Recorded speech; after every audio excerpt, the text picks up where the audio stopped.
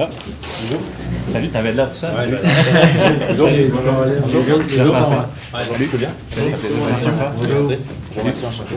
Bonjour Nicolas. Donc, ça va faire ça en espagnol. Bonjour et bienvenue au Code des finances de marché. Préférez-vous les instructions en français et prefer instructions in English? Ah, ça c'est Okay. Donc, chaque équipe dispose de 20 minutes afin de présenter son cas au juge. J'afficherai un carton pour indiquer les 10, 5 et 2 dernières minutes, ainsi que les 30 dernières secondes. Lors des 10 dernières secondes du discours, j'indiquerai à l'aide de mes deux mains le nombre de secondes restantes. Si vous n'avez pas terminé votre présentation après 20 minutes, elle se verra arrêtée afin de passer à la période de questions. Une période de questions d'une durée maximale de 5 minutes est allouée au jury à la fin de la présentation. Je tiens à rappeler au jury qu'il est obligatoire de poser au moins une question lors de cette période. Veuillez noter que vous ne pouvez en aucun cas dévoiler le nom ou encore la provenance de votre université à risque d'être disqualifié. Aussi, j'aimerais demander au public d'éteindre la sonnerie de leur téléphone cellulaire. Je vais maintenant laisser les juges se présenter et ensuite vous pourrez débuter votre présentation. Merci. Bonjour, Jean-François Girard, gestionnaire de portefeuille chez Valeurs Mobilières Desjardins. Je suis impliqué en gestion de portefeuille et en gestion de patrimoine à l'intérieur de l'équipe.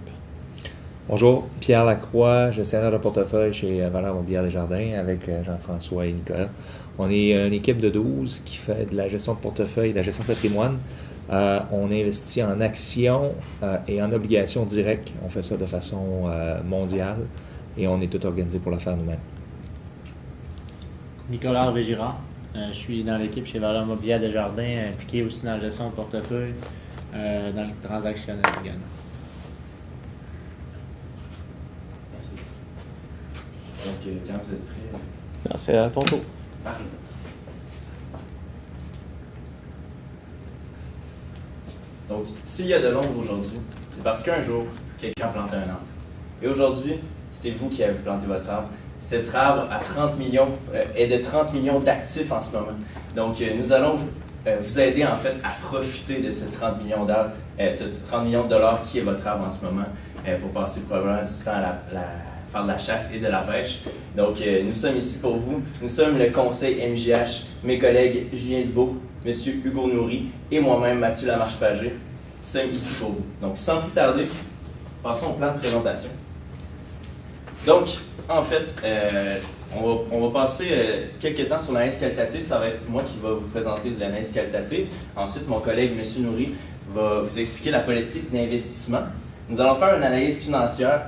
Ensuite, donc, M. Dubois et moi-même allons passer un moment là-dessus sur ce sujet. Et la couverture sera enchaînée par M. Dubois. Donc, par rapport à l'analyse qualitative, donc simplement quelques petits éléments à retenir.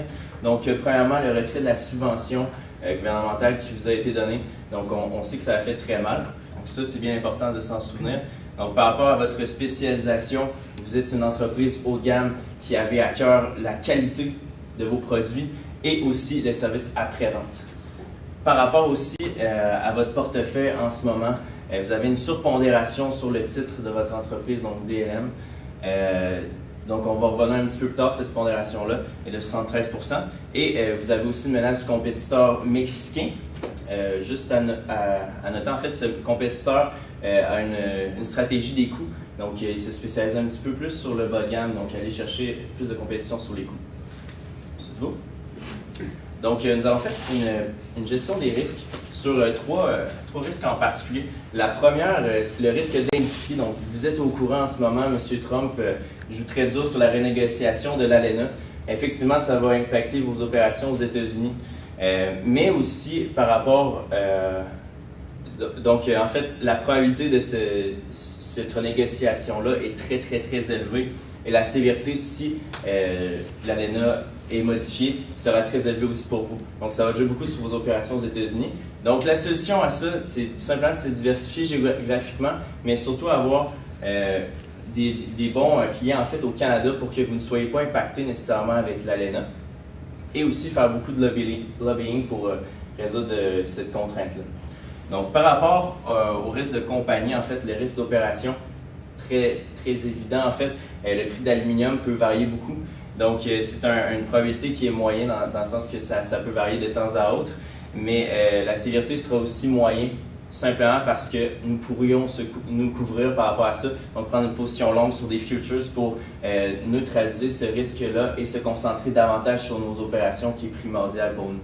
Ensuite, les compétiteurs, donc oui, effectivement, il y a une probabilité élevée que ce risque-là nous affecte. Par contre, la sévérité est très faible puisque comme j'ai expliqué un petit peu avant, votre compétiteur ne se spécialise pas exactement sur vous, sur qu'est-ce que vous vous spécialisez. Donc lui va avoir une stratégie de coût, tandis que vous, ça va être beaucoup plus la qualité et tout simplement le service après-vente. Donc la solution, c'est tout simplement de continuer dans cette spécialisation-là et de mettre de l'emphase sur la rapidité, la qualité, le service après-vente et surtout viser l'expérience que le client va pouvoir avoir dans votre entreprise.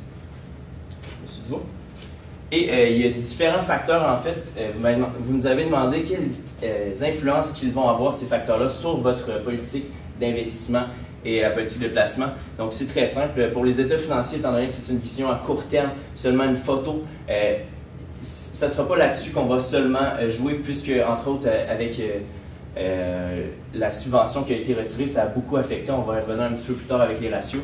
Donc, il va falloir, par contre, l'impact du retrait de la subvention est par contre un signal que nous allons chercher dans les états financiers comme quoi on est très dépendant à cette subvention-là.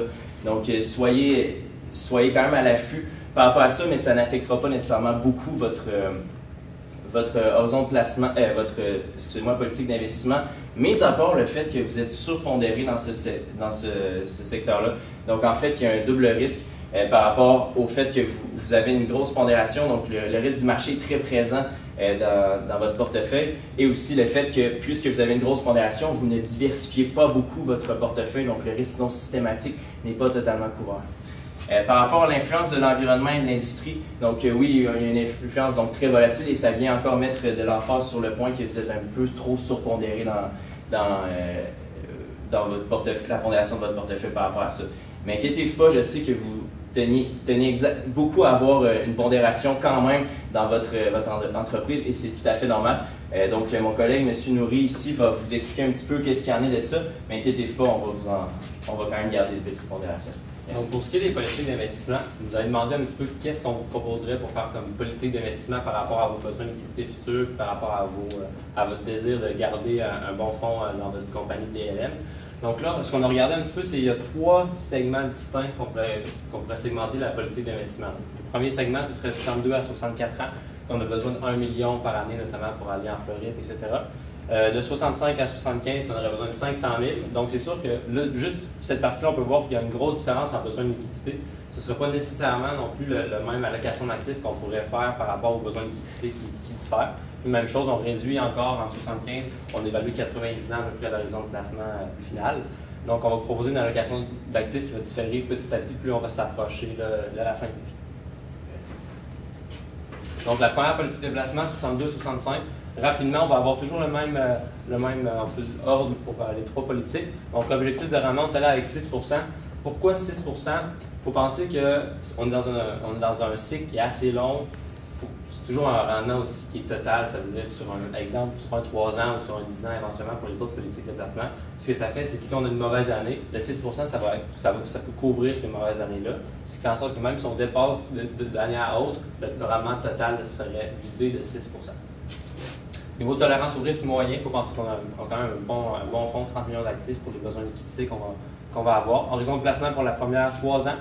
Type de rendement total, ce qui signifie croissance, actions également, revenus, obligations éventuellement, parce que la retraite approche à grands pas. On se surpondère en actions pour la première politique de placement. Besoin de liquidité, comme on disait, 1 million par année. Il n'y a pas de contrainte particulière. Ça a précisé aussi qu'étant donné que c'est des gros montants qu'on retire par année, on va avoir quand même un gros taux d'impôt, environ 50 %. Donc, ça va être à considérer là, pour le rendement qu'on va rechercher. Deuxième politique, je ne vais pas repasser les points en détail. Ce qui change en gros, c'est l'horizon de placement, 10 ans, les besoins de liquidité, 500 000 par année. Tous les autres points, ça va être la même chose, tolérance au risque, on est toujours le même fonds. Même chose pour la 3e politique de placement. On précise, l'objectif de rendement est un petit peu inférieur. Pourquoi? Parce qu'on va se diriger un petit peu plus vers le revenu, plus un petit peu surpondéré obligations, étant donné qu'on va être en 75-90 ans. Le but de ça, c'est d'avoir un revenu qui est assez stable pour pouvoir aller à nos besoins quotidiens là, plus sécuritairement. Donc, première allocation d'actifs, politique 1. Encore là, même principe, on va toujours garder le même tableau pour nos 3 politiques. Les points en rouge, c'est ce qui est vraiment plus à signifier. Obligations, on a un total de 40%.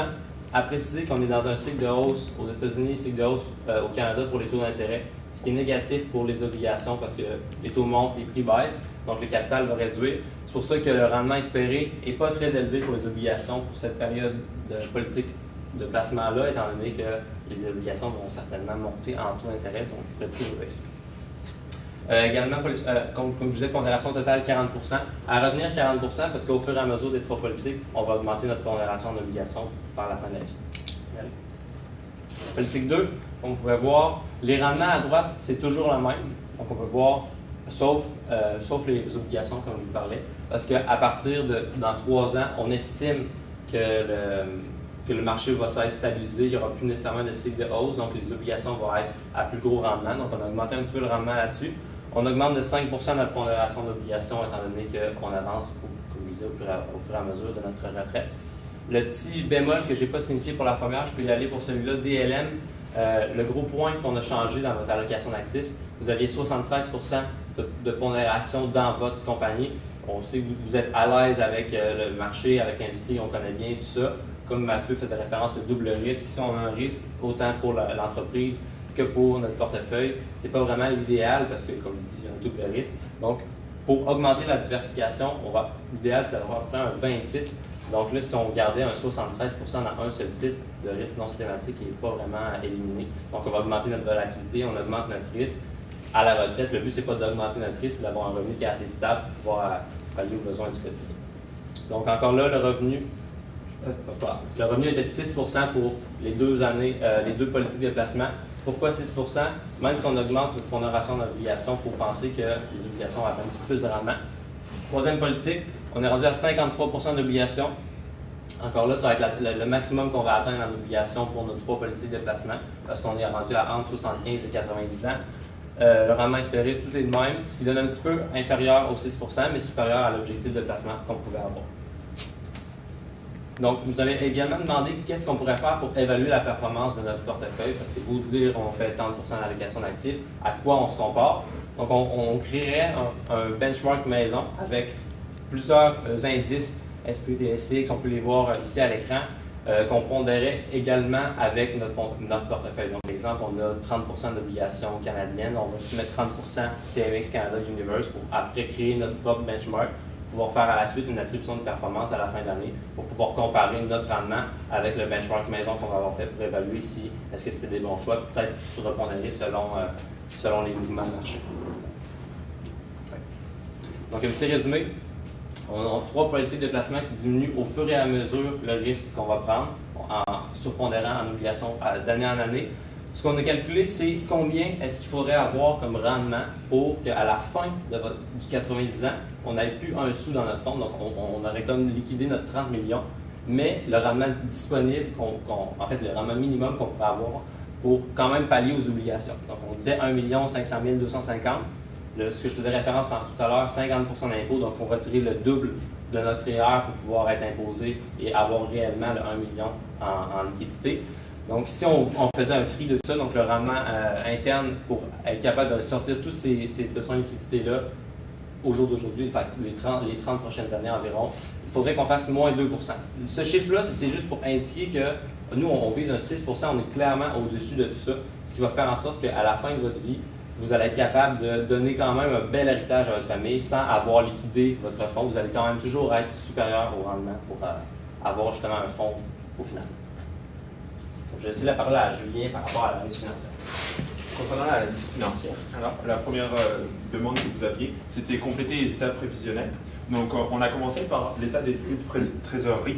Donc on a commencé par la participation des éléments hors caisse du fonds de roulement. Comment on a fait? On est parti directement des flux d'exploitation auxquels on a souscrit l'amortissement et le bénéfice net, et comme ça on a trouvé la variation. Pour la variation nette de la trésorerie, c'est tout simple, on fait juste la somme des flux d'exploitation avec les flux flux des activités d'investissement et les flux des activités de financement. Donc on arrive à une variation nette de la trésorerie de 8 millions pour fin 2018 et 32 millions à la fin 2019. Une fois qu'on a effectué ça, on peut aller au bilan, notamment par rapport à l'encaisse. Comment on passe d'une année à une autre? On prend l'encaisse de 2017, on ajoute la variation des flux de trésorerie, donc de 67 plus 8 millions qu'on avait, on arrive à 75, exactement la même chose pour 2019.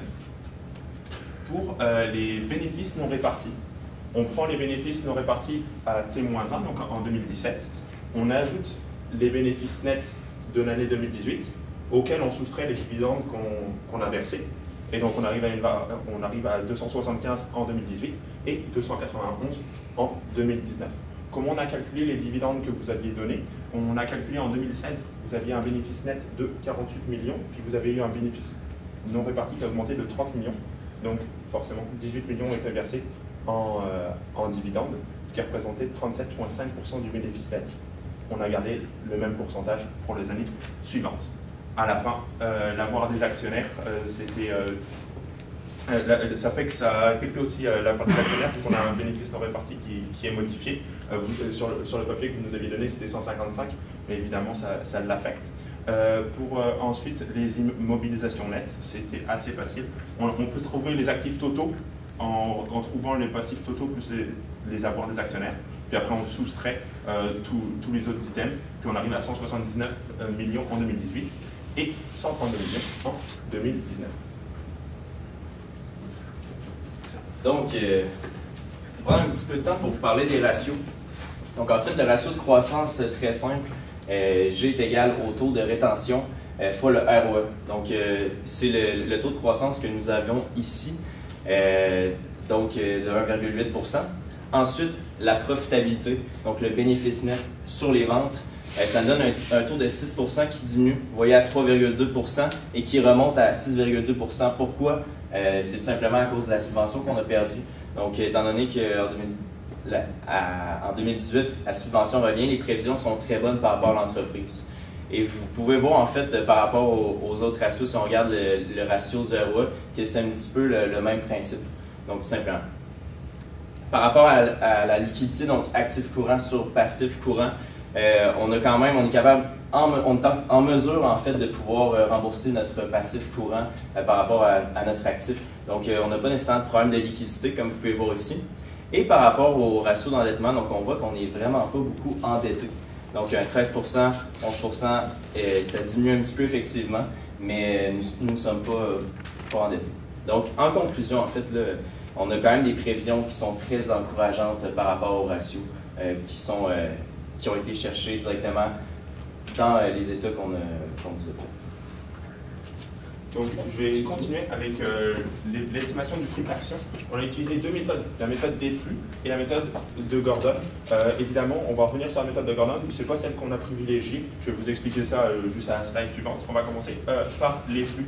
Donc, on part du bénéfice avant action auquel on ajoute les intérêts. Avec les intérêts, on soustrait le taux d'imposition. Amortissement, investissement plus le flux de fonds de roulement. On parle de flux à chaque fois, c'est la variation. On arrive au flux monétaire net à la fin de chaque année qu'on divise par le nombre d'actions. Et on a la croissance de l'action en dollars. Donc là, en 2018, on estime à 1,31 $ de plus et on est à 2,3 $ en 2019. Ce qui fait quand même une croissance de 23% pour 2018 et 27% pour l'année prochaine. C'est quand même très encourageant. C'est le retour des subventions. On sait que l'action a descendu. Là, elle va remonter dans le futur. Donc, c'est quand même bénéfique pour l'entreprise. On va pouvoir passer avec l'évaluation de Gordon. Le modèle de Gordon, c'est assez facile. On prend le dividende de l'année prochaine, on divise par le R, donc le taux de rendement, moins le taux de croissance. Évidemment, le R et le G, on a vu avec Mathieu tout à l'heure que le ROE pouvait varier en fonction des subventions. Le G aussi peut varier en fonction des années. Donc, on sait que ce n'est pas une méthode 100% efficiente. Ça donne une bonne indication, mais la méthode des flux, on va la privilégier. Donc là, on arrivait à 9,2 $, ce qui est à notre avis, un peu plus élevé que ce qui va se passer réellement. M. Dubois, si vous me permettez. En fait, juste pour vous dire que le calcul dans le tableau qu'on a fait des ratios, le 1,8 %, c'est seulement pour 2016, donc il y a eu une petite coquille à ce niveau-là. Nous allons maintenant parler de couverture. Une couverture, par rapport, on a plusieurs choses. On peut se couvrir avec des options, comme proposé dans le cas. On a aussi les futures forward et les swaps. Là, on va parler essentiellement des options. À quoi ça sert? Ça sert à avoir une porte de sortie si on anticipe en cas de risque majeur qui arrive. Si on pense que l'action de DLM va descendre drastiquement dans les prochaines années, ou qu'on sait qu'il y a un risque peut-être supplémentaire, on va se couvrir temporairement. Comme ça, on va être, on va être plus à l'abri des risques. Cependant, des options, ça coûte très cher. On l'a vu dans un an, on parle de put, 0,84 sous, 0,84 $, 1,44 sur 2 ans, donc ça fait quand même un pourcentage, ça fait 16%, 17%, ça fait du prix d'action, c'est quand même assez majeur. Et donc, vu qu'on a repondéré le portefeuille, vous avez juste 10% dans DLM, on anticipe une croissance sur DLM, on ne vous conseille pas de vous couvrir. Par contre, dans le cas où vous nous dites que vous refusez notre nouveau portefeuille, vous voulez rester chez DLM, on ne vous le conseille pas, on l'a calculé quand même. Donc, qu'est-ce qu'on fait? Là, à gauche, on voit la ligne droite, c'est le sous-jacent, c'est votre groupe de profit. Donc, si le sous-jacent augmente, l'action augmente, forcément, vous allez faire de l'argent. Si le prix de l'action descend, vous allez en perdre. Qu'est-ce qu'on va faire?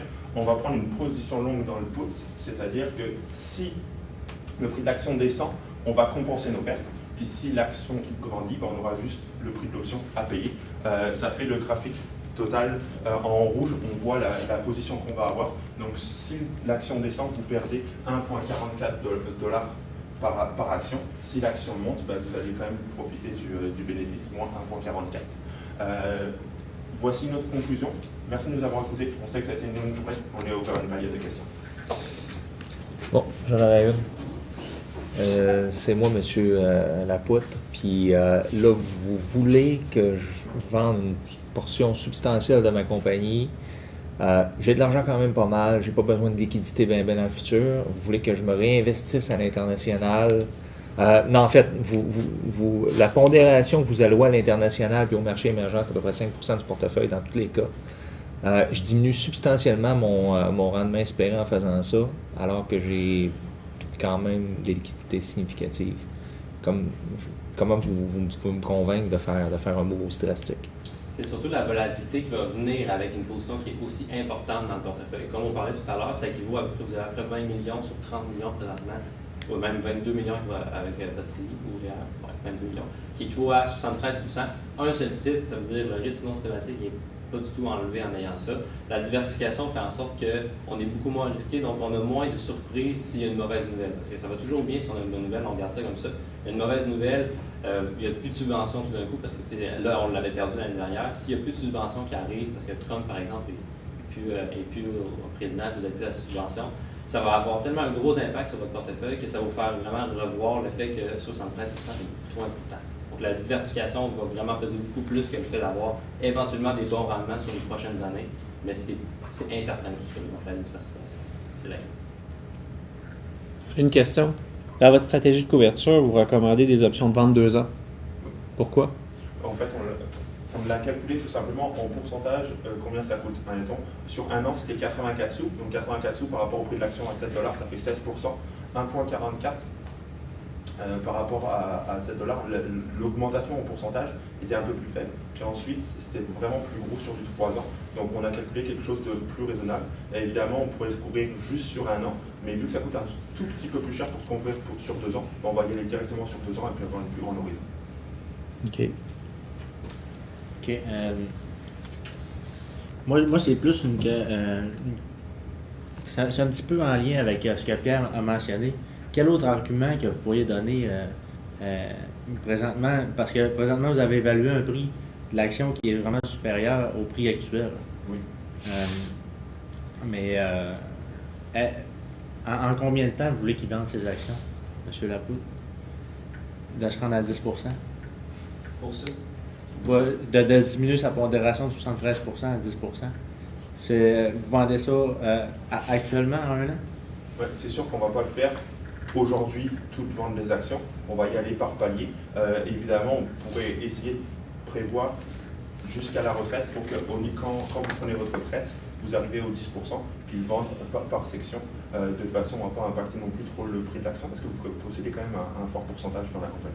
Exactement. Et juste pour ajouter, en fait, on prévoit que le prix d'action va augmenter, comme on vous a dit tantôt, tout simplement pour le retour de la subvention. Donc, étant donné que la ROE va augmenter considérablement et va se restabiliser comme en 2016, on prévoit que le prix de l'action va probablement revenir identique comme en 2016 et ça serait un bon moment aussi de liquider une partie de nos actions comme nous avons dit en 2017. Okay. Merci. Merci. Merci beaucoup. Merci à vous.